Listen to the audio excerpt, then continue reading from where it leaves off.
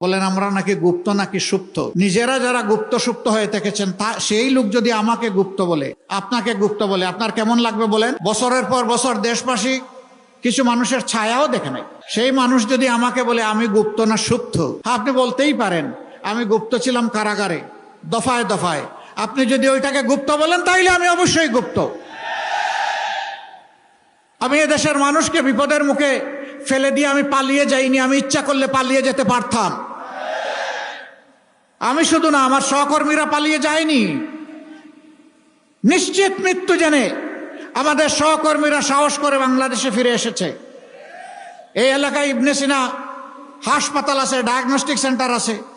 এর প্রাণ পুরুষ ছিলেন মীর কাসেম আলী।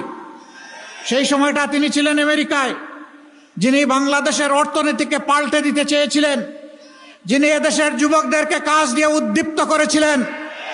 তাকে তার বন্ধুরা বলেছিল don't come back to Bangladesh. তিনি বলেছেন হোয়াই? তারা বলেছে তুমি আসলে, ভাই আপনি আসলে আপনার সিনিয়র নেতাদের যে অবস্থা হচ্ছে আপনারও তাই হবে। তিনি বলছেন I don't care, I only care আল্লাহ সুবহানাহু ওয়া তাআলা।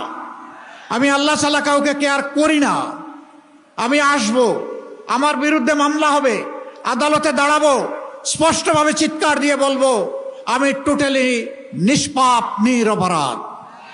আমার বিরুদ্ধে যে মামলা করা হয়েছে এই পাপ আমি করি নাই, এই অপরাধ আমি করি নাই, এটা সাজানো পাতানো এবং মিথ্যা। এরপরে আমার যদি ফাঁসি হয়, ফাঁসি হবে, আমি আল্লাহর দরবারে শহীদ হয়ে কবুল হয়ে যাব। প্রিয় এলাকাবাসী, তিনি যতদিন ছিলেন আপনাদের আপনজন ছিলেন। আমি জানি তিনি এলাকার মানুষকে বিশেষভাবে ভালোবাসতেন।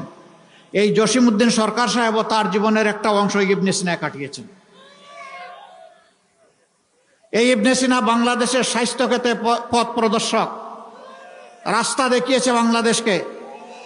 বহু হাসপাতাল আছে মানুষ যায় না, আর এই হাসপাতাল আছে লোক ধারণের, মানে তিল ধারণের ঠাই নাই, ঠাই নাই।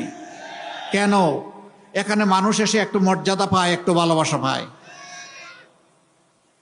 বাংলাদেশ জামাতে ইসলামী যদি আল্লাহর মেহেরবানিতে দেশ সেবার সুযোগ পায় 11 দলকে সাথে নিয়ে, তেমনই একটি মানবিক বাংলাদেশ আমরা উপহার দেব ইনশাআল্লাহ। যে পুলিশ বাহিনী আমাদের অনেক ক্ষতি করেছে, আপনারা শুনে অবাক হবেন। আমরা পুলিশের ঊর্ধ্বতন কর্মকর্তাদের সাথে বসে বলেছি আপনারা আপনাদের দায়িত্ব পালন করুন।